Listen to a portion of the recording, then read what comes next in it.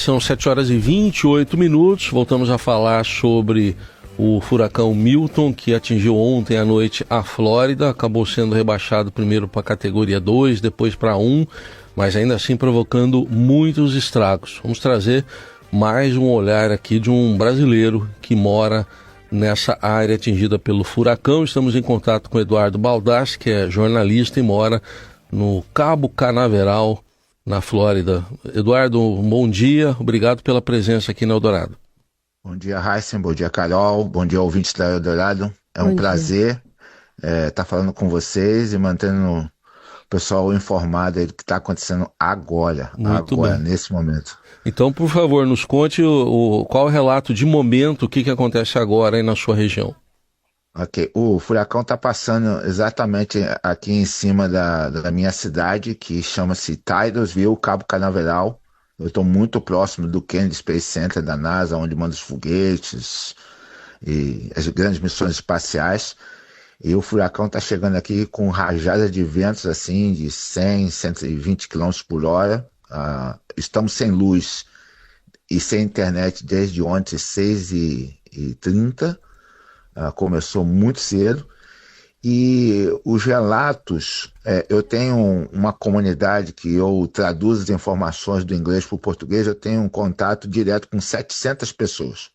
Então, durante a noite, a gente, usando a internet do celular, ficou conversando com essas pessoas. Então, tem relatos de inúmeros tornados na região costeira do Atlântico, na Flórida, antes do que a gente chama de landfall, que é quando o furacão toca o continente.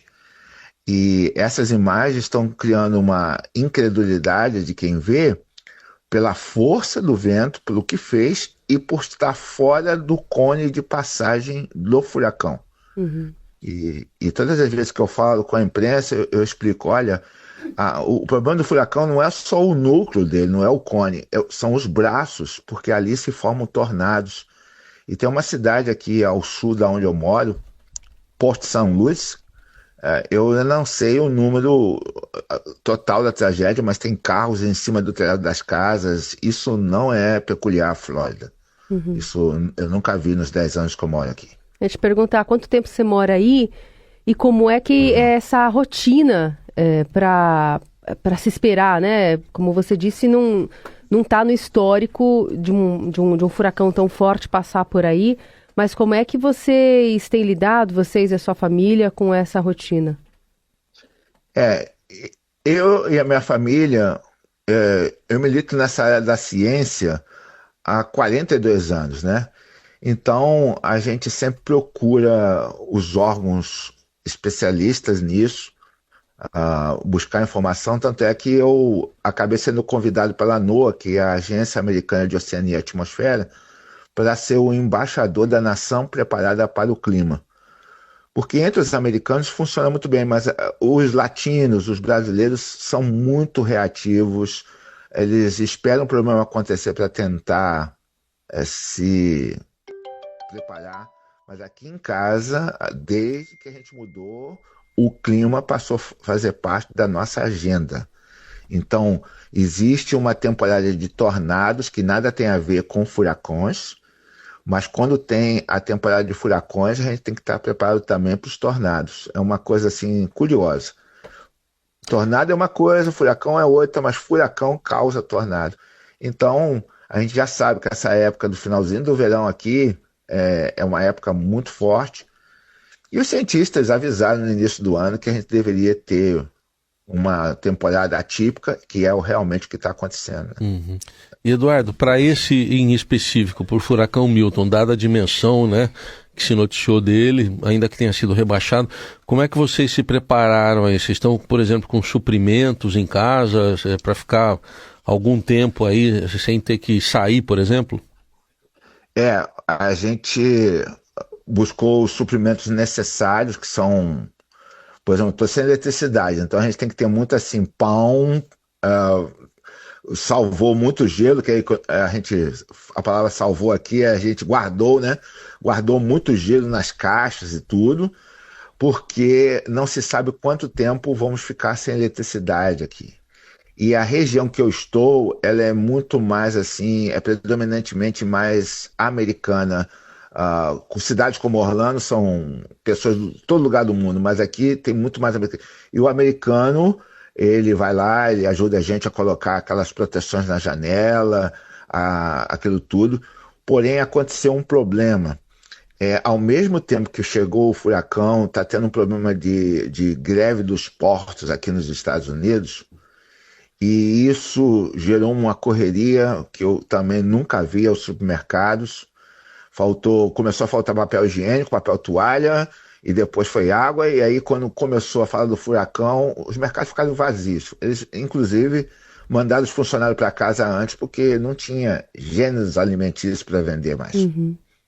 Esse é o quadro, né? Essa sua região também faltou combustível, né? Algumas regiões, a gente ouviu relatos de que tem alguns condados que o governo orienta a quem quiser se deslocar, né, com um tempo de antecedência ali para sair de casa, e outras regiões que se orienta que a pessoa pode ter essa escolha, pelo que eu entendi. Queria que você esclarecesse um pouco isso. E também sobre o combustível, porque aí se todo mundo quer sair ao mesmo tempo, se falta comida também no supermercado, tem esse problema de reabastecimento dos postos de gasolina, não?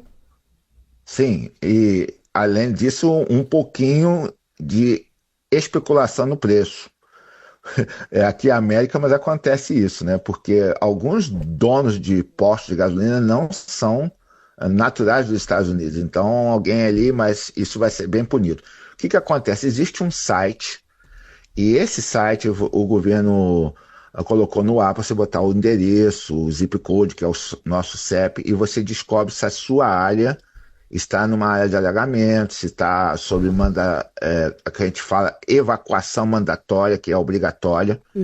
E o governo avisa muito antes, para que a pessoa, se vai sair, ela saia antes. Ela saia de casa enquanto dá tempo.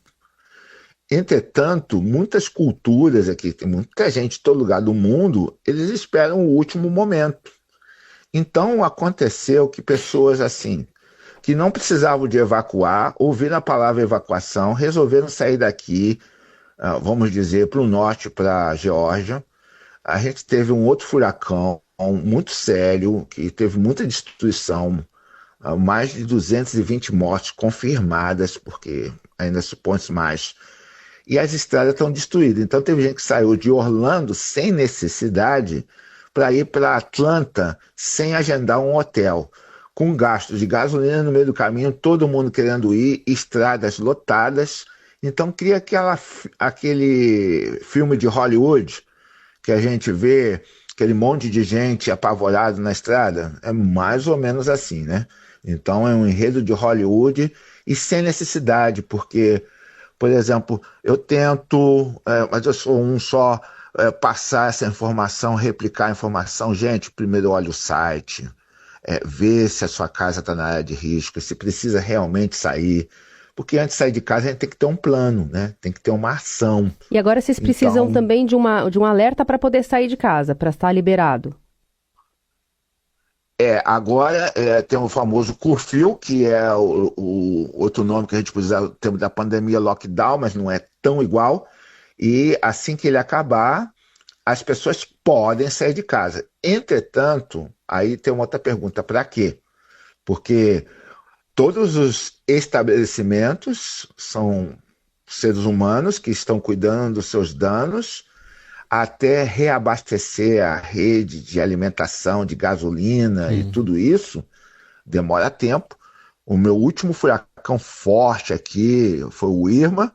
Nós tivemos 1 ou 2 meses até para voltar o suprimento de ovos ao supermercado. Só para você ter uma noção, sem greve portuária, em outro momento, foi bem forte. Então, não adianta agora, acabou o furacão, vou ali comer uma pizza brasileira. Não vai encontrar. É desse jeito. Depois do furacão, após o furacão, tem muita destruição, muitos galhos, área alagada, sinais de trânsito destruídos. Então é até perigoso sair de casa. Animais selvagens, né? O alligator, Tem uma cobra que é fora do habitat da Flórida, mas que está aqui, que é uma enorme cobra, chama Piton, que é da família das sucuris.